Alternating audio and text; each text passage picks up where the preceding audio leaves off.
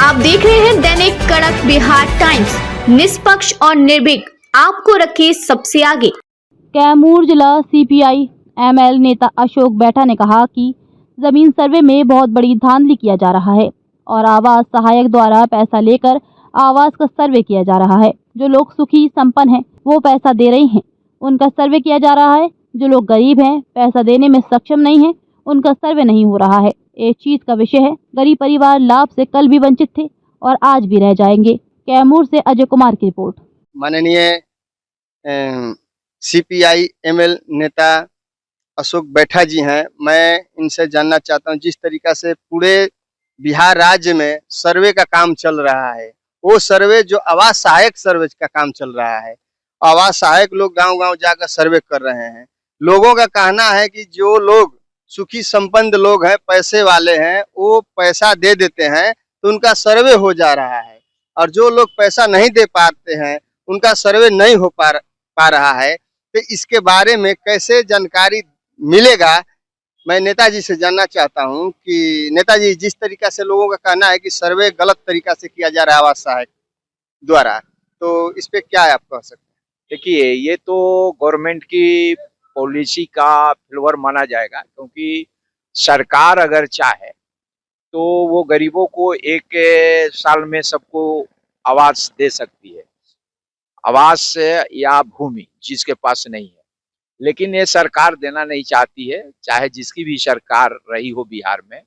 अभी प्रेजेंट नीतीश जी ने जो कहा कि सबको चुनाव आ रहा है 2025 के, इसलिए उनका चुनावी एजेंडा है, चुनाव में वोट लेने के लिए सबको सर्वे करो, सबको चढ़ाओ, ऑनलाइन करो।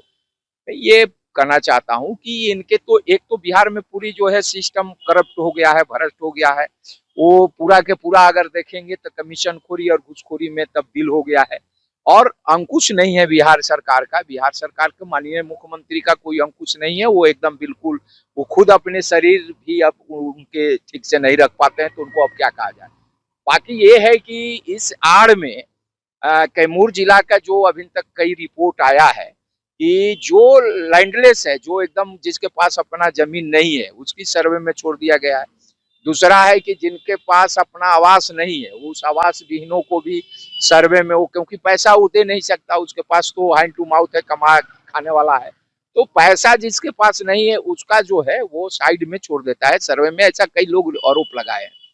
तो एक तो ये है कि फिर इस सर्वे में जिनको मिलना चाहिए जो आवास, वो छूट जाएंगे, और फिर वही लोग आवास का लिस्ट में आ जाएंगे जिनके पास पहले से आवास मिला है, या फिर उनके कहीं ना कहीं कोई स्रोत है, धनी लोग का आ जाएगा। तो ये एक बड़ा मामला बनता है करप्शन का। तब तक तो चुनावे आ जाएगा, चुनाव में फिर उनको ये लगेगा कि सबको हम कर दिए। लेकिन ये गड़बड़ी को तत्काल रोकना पड़ेगा बिहार में, और खासकर कैमूर जिला में, कि ये सर्वे टोटल लोगों को, जो लैंडलेस है, जो गरीब है, जो आवासहीन है, उसका नाम चढ़ जाए और प्राथमिकता के आधार पर उनको आवास मिले। जिससे आज हम कलेक्टर से मिले हैं, एक रामपुर का अभी आपने लिया है, वो आए थे लोग जो है उनका, देखिए अभी बहुत सारे लोगों को किस्त मिल गया, जो क्योंकि वो गरीब है, छप्पड़ है, कपड़ा है, पूछ में रहता है, उस आधार पर उसको अगर पैसा मिल गया आवास योजना के तहत।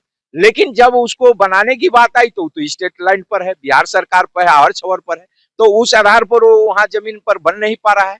तो उसमें रिकवरी का आ जा रहा है, वीडियो रिकवरी कर रहे हैं।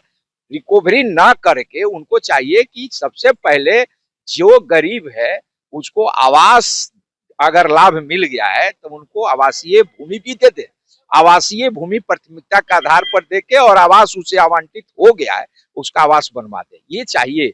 हम मांग करते हैं बिहार सरकार से, यहाँ के अधिकारी को, कि ऐसे जितने भी लोग हैं जिनको झोपड़ी है, उनका आवास से पैसा मिल गया है या नहीं मिला है, उनको मिल जाए और उनको भूमि देके उनका घर बनवाया जाए। ये जो है हम चाहेंगे।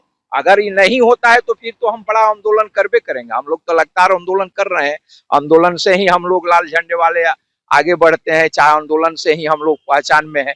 तो हम गवर्नमेंट के इस पॉलिसी के खिलाफ, जनता के खिलाफ जो उनका कार्य है, जो उनके अधिकारियों का कार्य है, घुसखोरी है, भ्रष्टाचार है, हम इसके खिलाफ लगातार लड़ते आ रहे हैं और लड़ेंगे भी। ये है। मैं अशोक बैठा, भरपा माले।